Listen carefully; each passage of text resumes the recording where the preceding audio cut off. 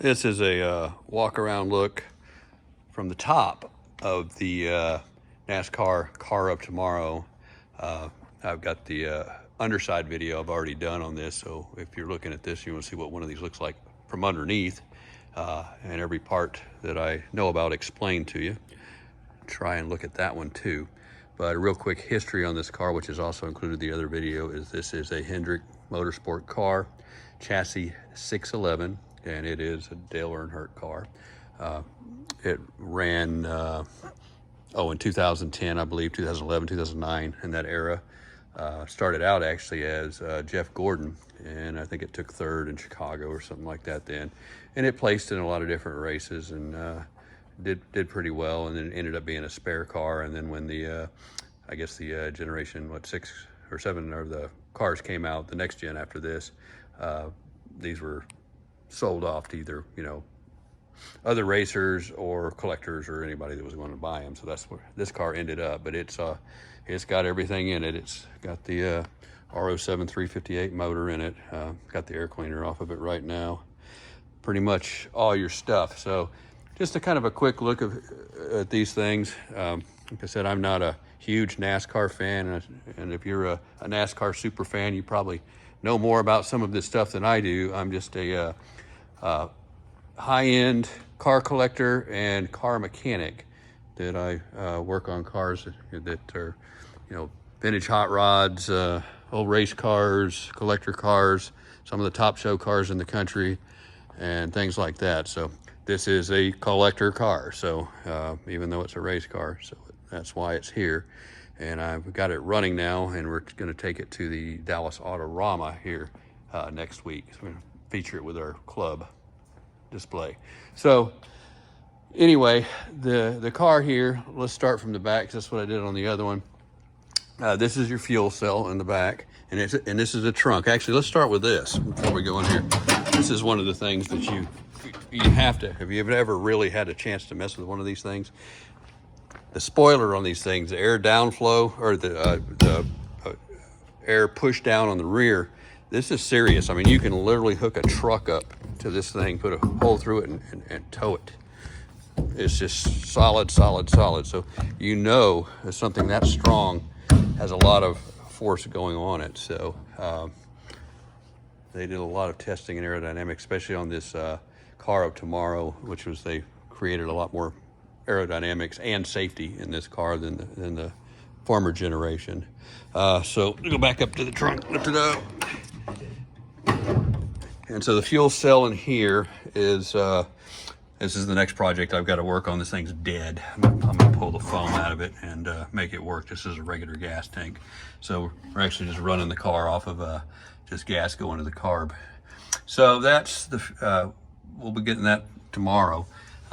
That's the fuel pump. And if you've never seen one of those, that is a Waterman cable drive fuel pump. It drives off of the engine. It's got a cable running about the size of a fuel line all the way to the front of the engine. It runs that. So that's the fuel pump. So if the engine's running, it's pumping. If the engine stops, it stops pumping. So this is your basically your crankcase breather here off of your oil tank from your dry sump system. So, and of course these are safety ropes that are on there, mandatory for that in case the car breaks apart. The trunk deck lid at least stays with it. What else?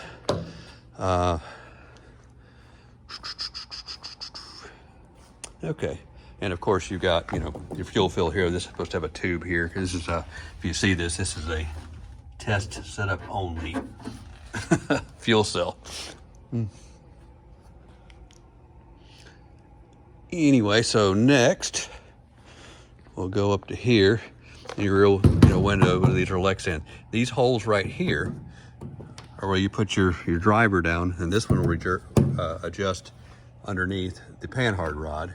This one will adjust the right rear spring height, and that one over there, the left rear spring height. So, and these of course are basically ram air ducts, and those go into cooling back to the brake, actually back into here. So kind of a neat addition to the brake addition. So up here, some of the cool stuff, all these little aerodynamic things. If you notice, has a bigger spoiler or a wing on that side, obviously for the direction the car is going, around turning left all the time. And then it has these. And of course you've got the safety feature, and I think, if I remember the year right, it's the late 90s that they came up with these basic aerodynamic brakes that if the car gets airborne, these will pop up and keep it from flying too high or flying too far, and shut it down, kind of settle it back down to the ground. So those are a real big deal that came out back then, and they've been on every car since. So it has one there, it has one there, and it's got some up on the front cowl also. So those are kind of neat. And these are, you know, not electric, no mechanical, no trick. It's just the way aerodynamics work. The ropes just stop them where they're at, and that's it. Pretty much very, very basic, but it's ingenious. A lot of ingenious stuff that are put in these cars that they've learned over the years. We saw it earlier where the exhaust exit is down there. Always on the fan side, I guess, so they could hear it. You could go out the other side, but they come out that way. Yeah. And of course, you've got these peel-off pieces on the window, which, you know, this is how they kind of cling the window right there. You can see them popping them off as the car gets pitted. This, of course, a radio antenna here. That's the transponder, so they can see the car going around the track, and each one has a different, you know, ID, kind of like a toll tag device. It's a transponder. That's one of the front aerodynamic brakes there. What else we got? Actually, that's just I don't even think that's not even really an aerodynamic brake. That's just an access panel. So what else? So that's it. And these, of course, are just, you know, solid cars. Are made out of, I believe, aluminum and some fiberglass in there. But very, very, very solid. I mean, it's like a old truck, you know. These are not wimpy by any means. So let's get up to the engine area here, and then you see the basics. You can see, you know, this is where you can adjust your spring height there. You'll see them adjust that during different races. Top of the Penske shocks. This is your coolant, basically your overflow reservoir container bottle there. The big NASCAR radiator. This one doesn't have any fans on it. I've seen them that'll have a fan on it, and really it needs a fan on it. In fact, I think it may have had one at one time, but maybe the team took it up, put it on another car, but it needs, just so you can kind of idle it, because this is more of a show car now than anything else. So here is the R07 engine, and this is, you know, yes, this is a Chevrolet engine, and yes, it's a custom, or not custom, a special built NASCAR motor that is an LS based engine, but it's not, has a lot more substantial hardware in it. And of course, your LS motors were always designed for fuel injection and crank fire, so the distributor's on the front of these. So that's an interesting piece to recognize one of these, and it has a number down in here. I think you can see where those are. Ooh, where that serial number is. Anyway, somewhere on that block. Yeah, there it is. That's your block number.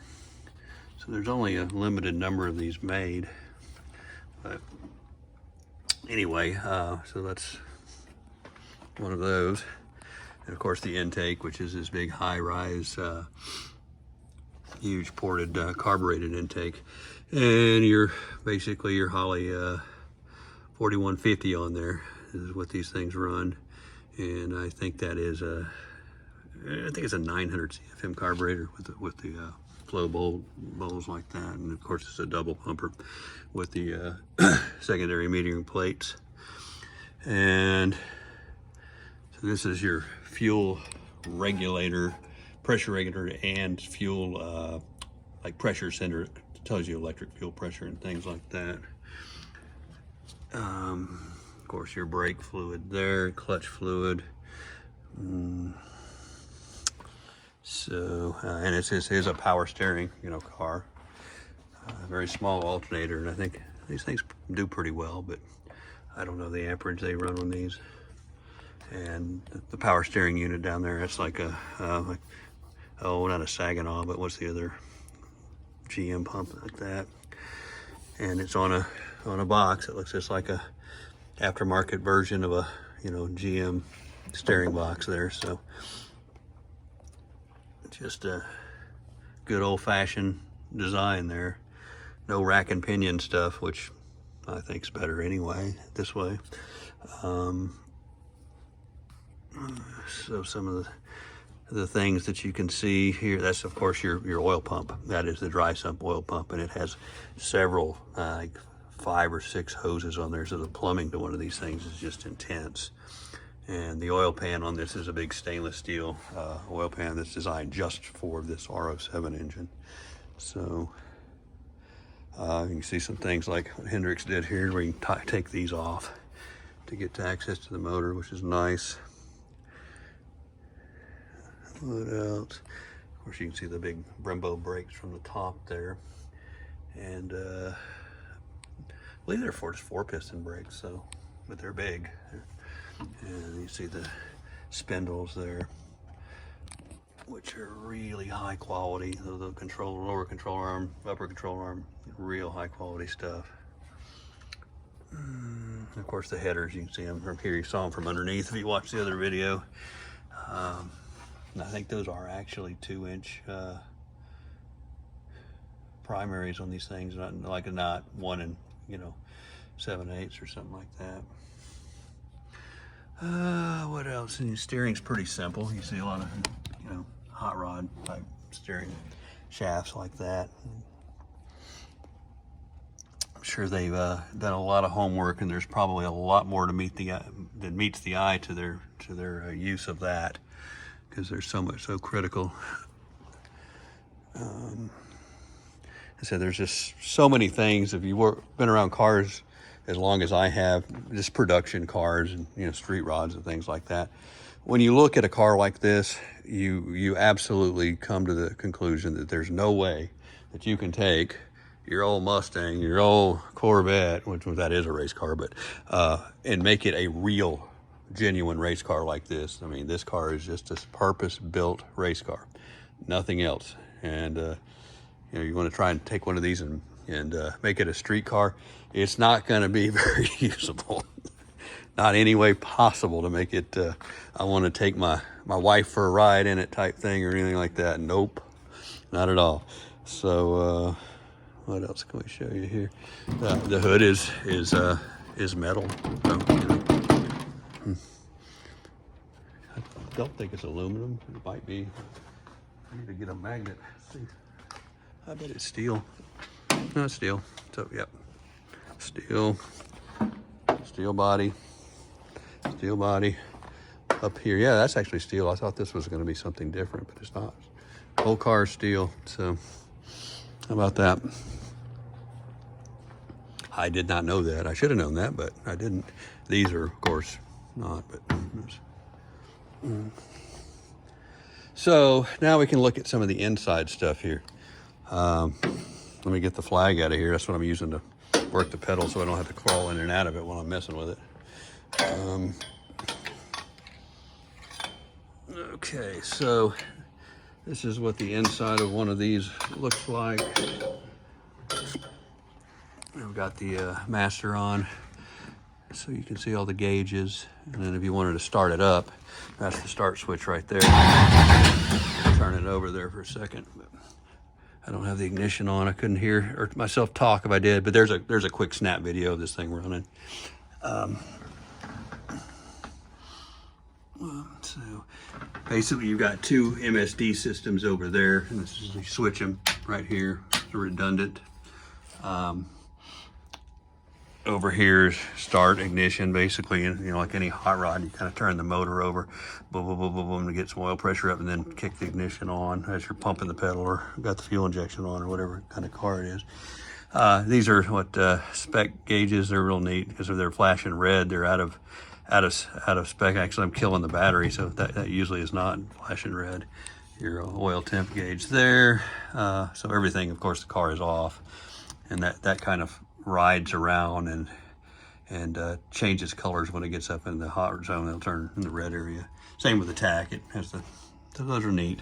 And of course, the steering wheel. You know, you take it off to get in and out of it. Not a big deal. You've seen those before.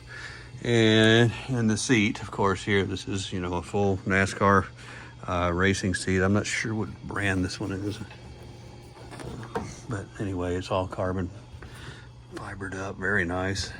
And I believe these are going to be the more, you know, safety conscious ones.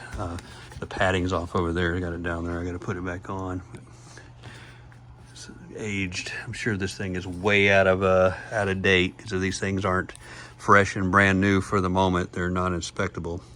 The two radios go here, so basically you drop in the radios with the different types you use, and then your plug-in mics. You can switch between the two there, and then you got your button to chitter chat, or this goes to your helmet hook up there, and then of course your button here's to talk. What else? And of course there's your shifter, just a 4-speed, very close, very tight. That's a G-force transmission. So, that's that line right there. That cable is actually the fuel pump drive cable. Goes back there. And over there's the fuel line. If you see that big thing that says fuel line, well, the fuel line is not really that big. It's basically a pipe for protection of the fuel line, and then you snake through it. It has a 1/2-inch line in it, actually. So the line is big. It goes through that. And all the stuff that the officials put in over there. That box back there, I think, I don't remember what that's for. Is there for a logbook or something like that, maybe on this car, but it's not in it right now. And then the battery systems down here, there's two different batteries, and I showed those underneath there, those slide-in batteries, which are really kind of unique. That is the oil reservoir for your dry sump system, and that is the breather that goes out the back that I showed you when in the trunk. So, and of course there's your roll cage. Pretty substantial stuff there. And you can see it all the way over there. 4 rows of that, 4 rows of it over here too. Has a padding right here, kind of your door panel. So that is a inside tour of a NASCAR. Obviously you have your fire system too, which some of that's automatic if it starts burning, or there's a pull over there where you can have the halon go off.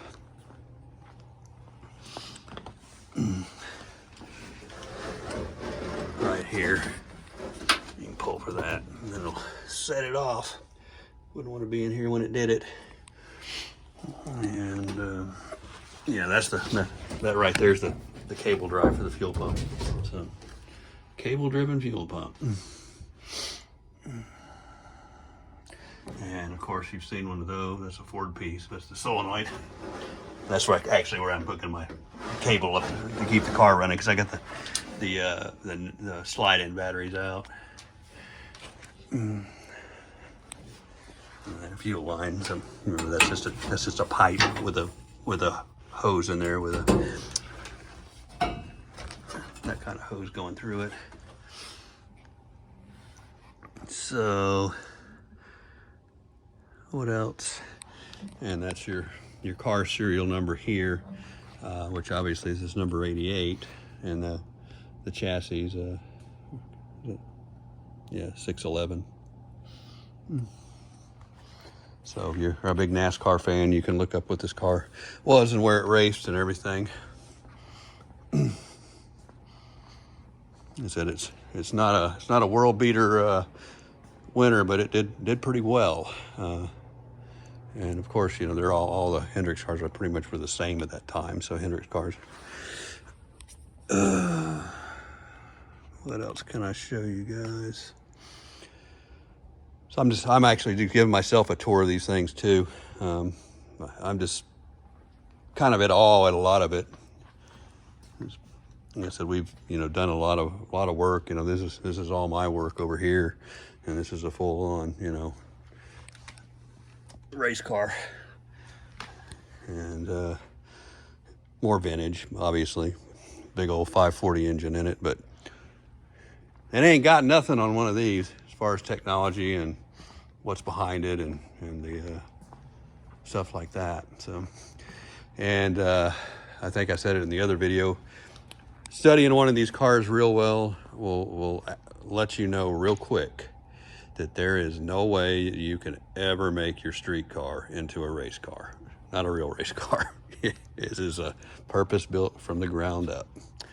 So what else am I missing? I'm sure I'm missing some cool stuff, but anyway, that's kind of it. All the air cleaners over here. Let me show you that. That's, you know, it's a carbon fiber piece there. So that goes, of course, cowl pickup. That's where all of the engine air is cowl inducted into there.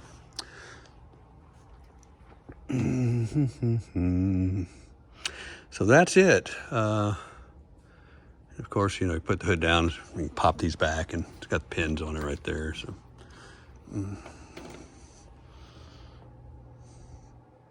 but anyway, thanks for watching.